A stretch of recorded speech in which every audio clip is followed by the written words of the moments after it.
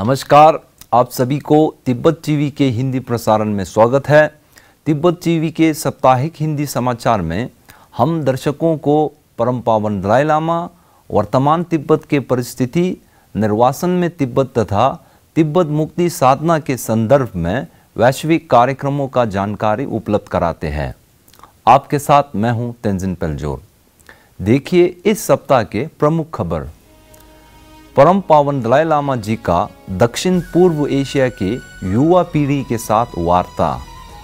तिब्बत समस्या के समाधान से ही भारत चीन सीमा विवाद का अंत। यूरोपीय संघ के प्रमुख श्री जोसेफ बोरेल ने यूरोपीय संघ चीनी रणनीतिक संवाद के दौरान तिब्बत का मुद्दा उठाया। निर्वासित तिब्बती संसद द्वारा स्वर्गीय श्री फुनसोक नामग्याल जी को श्रद्धांजलि। केंद्रीय तिब्बती प्रशासन के कोविड-19 टास्क फोर्स द्वारा तिब्बती समुदाय के लिए कोरोना संबंधी नवीनतम जानकारी। अब सुनिए खबर विस्तार से।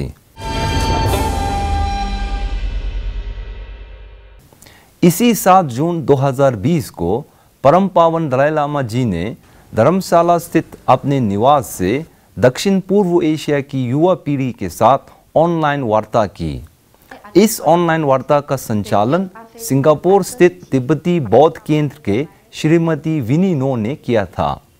इस वार्ता में 3 विशेष अतिथि एशिया शोध केंद्र के प्रतिष्ठित शोधकर्ता श्री किशोर महबूबानी, मलेशिया के अंतर्राष्ट्रीय इस्लामिक विश्वविद्यालय के deputy dean professor Imtiaz Ahmad Shaukat Yusuf तथा मलेशिया के अंतर्राष्ट्रीय इस्लामिक विश्वविद्यालय के लेखक professor Kamar Oniah Kamaruzaman के साथ ही दक्षिण पूर्व एशिया के 8 देशों के 700 से अधिक युवा वर्ग ने भाग लिया था। अपने संबोधन में परम पावन दलाई लामा जी ने सभी आयोजकों की प्रशंसा करते हुए तथा उन्हें धन्यवाद देते हुए कहा कि बौद्ध दृष्टिकोण के अनुरूप सभी प्राणी एक समान है। हम सभी खुश पाना चाहते हैं और दुख से बचना चाहते हैं। उन्होंने सभी लोगों को उनके 4 प्रमुख प्रतिबद्धताएं सार्वभौमिक जिम्मेदारी, धार्मिक सद्भाव को बढ़ावा देना, तिब्बती संस्कृति, भाषा एवं पर्यावरण का संरक्षण तथा प्राचीन नालंदा परंपरा को पुनर्जीवित करने पर ध्यान देने की सलाह दिया है। उन्होंने अहिंसा और करुणा के भारत के प्राचीन परंपराओं का प्रशंसा करते हुए कहा कि आज की दुनिया में ये सिद्धांत महत्वपूर्ण भूमिका निभा रहे हैं। So India, ahimsa, non-violence, over 3,000 years, these concepts and karuna, compassion, that's the Indian tradition. So modern India now should pay more attention to preserve non-violence and compassion, these things. Bharat और चीन के बीच वास्तविक नियंत्रण रेखा अर्थात LAC पर पिछले 1 महीने से लगातार सीमा विवाद के चलते तिब्बत का मुद्दा भी काफी चर्चा में रहा है।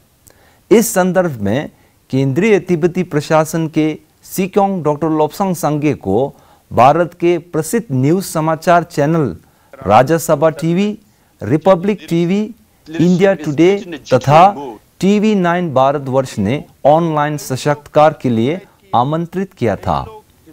अपनी बात रखते हुए सिक्योंग डॉक्टर सांगे ने कहा कि चीन द्वारा तिब्बत पर सन 1959 में अवैध कब्जे के बाद से हम निर्वासन में रह रहे हैं। पिछले 60 वर्षों से हम कहते रहे हैं जो तिब्बत के साथ हुआ था वो भारत और अन्य सभी पड़ोसी देशों के साथ चीन वैसा ही करेगा। और आज के समय चीन सभी पड़ोसी देशों में अपनी विस्तारवादी नीति बढ़ा रहा है।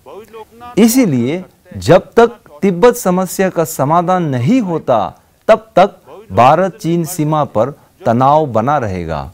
उन्होंने कहा कि तिब्बत पर जबरन कब्जे के बाद चीन के नेता माओ त्से-तुंग ने कहा था कि तिब्बत हथेली है और लद्दाख, सिक्किम, अरुणाचल प्रदेश, नेपाल और भूटान चीन की 5 उंगलियां हैं। इसीलिए चीन ने हथेली पर अपने कब्जा जमा लिया है और अब वह 5 उंगलियों पर आक्रमण करना शुरू कर दिया है। उन्होंने कहा कि यह सब चीन की राजनीतिक चाल है। जब कभी वहां पर आंतरिक समस्याएं होती है तब वह बाहरी समस्या को उठाकर विश्व समुदाय को गुमराह करने की साजिश करता है। जब तिब्बत को कब्जा कर दिया चीन ने, तब से हमारा पहले इतिहास के अनुसार तो हमारा सीमा था। पहले तिब्बत भारत का सीमाना था।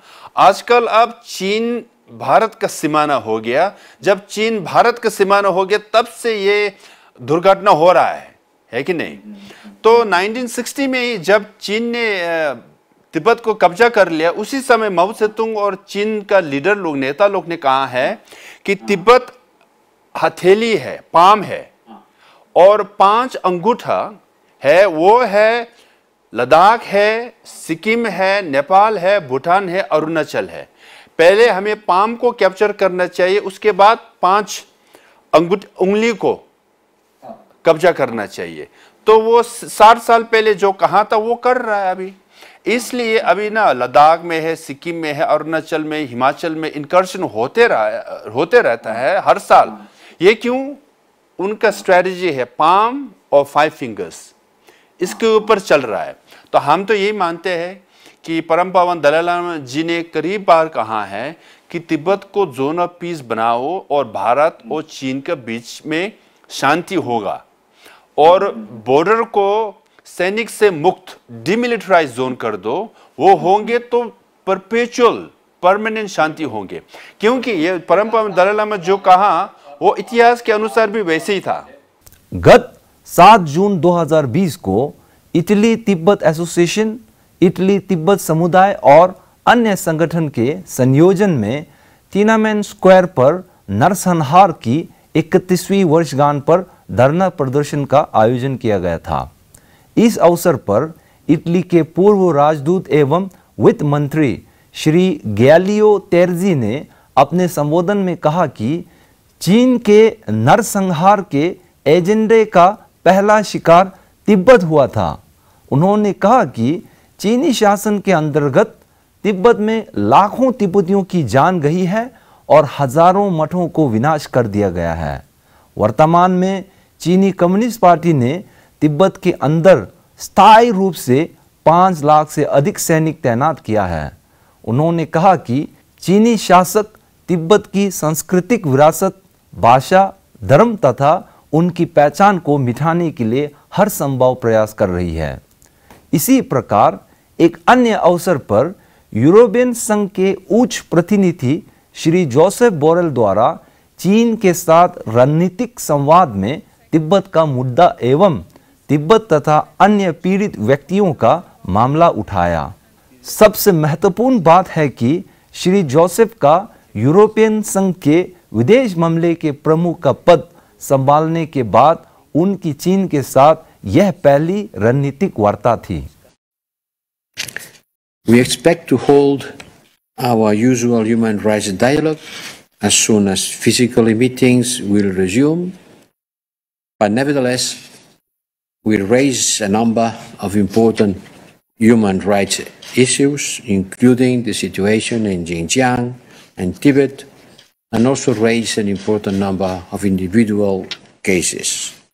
पूर्व मंत्री और सांसद श्री फुनसोक नामगिल की दुखद निधन पर तिब्बत के भीतर और निर्वासन में रह रहे तिब्बतियों की ओर से निर्वासित तिब्बती सांसद ने शोक प्रकट करते हुए उन्हें श्रद्धांजलि दी है।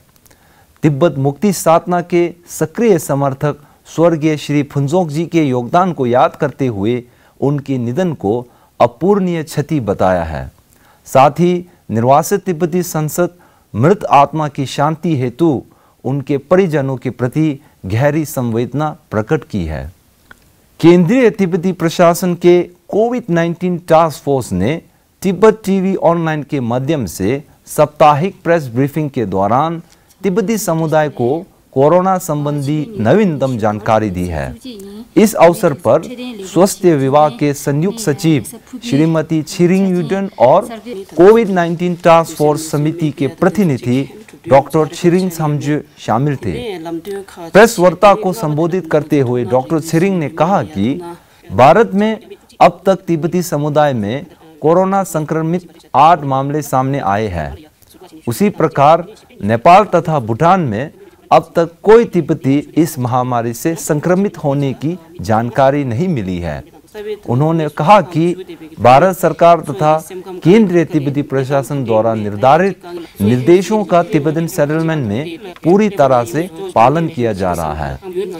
इसी के साथ आज का खबर यही समाप्त होता है। अगले हफ्ते हम फिर मिलेंगे। मुझे दीजिए आज्ञा। धन्यवाद।